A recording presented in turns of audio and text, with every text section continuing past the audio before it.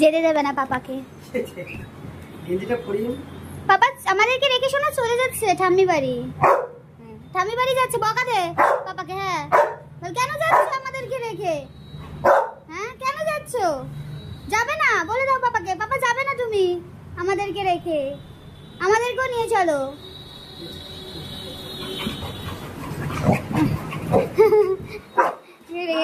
খেপে গেছে আমাদেরকে রেখে যাওয়া, রেখে গেছে। হাইপার হয়ে যাচ্ছে বেবি, তোকে রেখে যাচ্ছিস। শোনা পাপা চলে যাচ্ছে, আমি বাড়ি যাচ্ছে। কেন? ওকে জানানো দরকার না? আজ হচ্ছে জন্মাষ্টমীর পরের দিনের সকাল, মানে ওই 17ই আগস্ট। ঘড়িতে বাজে ওই 9টা সাড়ে 9টা মতো। বর যাচ্ছে গ্রামের বাড়িতে, আর তাই আমরা এখানে সবাই মিলে বরকে টাটা করে দিচ্ছি। ও বাড়ির সামনে থেকে একটা র্যাপিডো সার্ভিস নিয়ে নিয়েছে।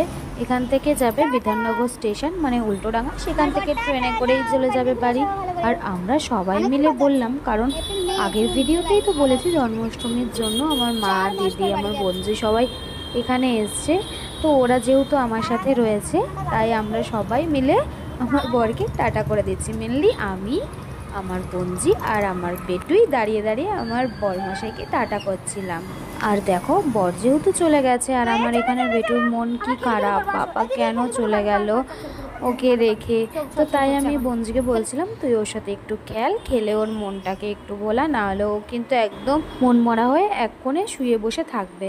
তাই আমার বোনজি ওকে নিয়ে নানান রকমভাবে খেলিয়ে মন ভুলিয়ে রাখছে।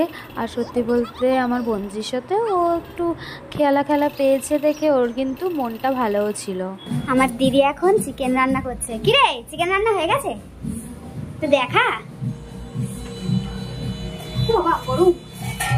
ও কি কালার এসেছে ভাই ভাই ভাই। আমার এটা কষ্ট, বাড়িতে এত সুন্দর কালার। ভাই রে ভাই, একটু নাড়িয়ে না, একটু নাড়া, একটু দেখি। ও না, আমি পুজোটা দিয়ে আসি, আমার তো লোভ লেগে যাচ্ছে। এই পুজো দিয়ে ভালো করে। হ্যাঁ পুজো দিয়ে আসি। ওরে হেভি হেভি, মেয়েটা গরমে কষ্ট করে রান্না করছে, বোনকে চিকেন খাওয়াবে বলে। আমি স্নান করে এসেই দেখি দিদি আমার জন্য এত সুন্দর করে চিকেনের ঝোল রান্না করে। আর আমার ভীষণ ভালো লাগে এরকম লাল লাল চিকেনের ঝোল রান্না খেতে। আর দেখো এখানে চিকেন রান্না হয়ে গেছে বলে আমি তাড়াতাড়ি করে গোপুসোনাদের এবং বাকি দেবদেবীদের পুজো দিয়ে নিলাম। আর ভোগ প্রসাদ কী নিবেদন করেছি আজকে সেটাও আমি তোমাদের সাথে দেখিয়েই দিলাম। আর এখানে দেখো আজকে সমস্ত রান্নাবান্না সব কিছুই আমার দিদি আর মা মিলে করেছে। এখানে পেঁপে আলু সেদ্ধ আছে, চিকেনের ঝোল আছে, আর এটা হচ্ছে সম্ভবত আমি যেটা খাচ্ছি, হ্যাঁ চিকেন কষাই, যেটা দিদি আগে থেকে তুলে রেখেছিল, কিন্তু আমার আর তখন খাওয়ার সময় হয়নি বলে আমি পরে খেলাম। আর খাওয়া দাওয়া করে উঠে এখানে দিদি আবার আনারস কেটে নিয়ে চলে এসেছে। যেহেতু আগের দিনকে জন্মাষ্টমী ছিল, অনেক ফল ছিল, তার মধ্যে আনারসটাও ছিল ফ্রিজে, তো সেটাকেই কেটে নিয়ে চলে এসেছে। আর এখানে আমাকে প্লেট ধরিয়ে দিয়েছে, কিন্তু আমি ভাত খেয়ে এতটাই পেটটা ভর্তি হয়ে গেছে তাই আর আনারসটা বেশি খেতে পারিনি। তারপরে কিছুক্ষণ সবাই বিছানায় শুয়ে গড়াগড়ি খাচ্ছিলাম। তারপরে দেখলাম সন্ধ্যা নামছে, আর সন্ধ্যার সময় আকাশটা কি ভালো লাগছে দেখো।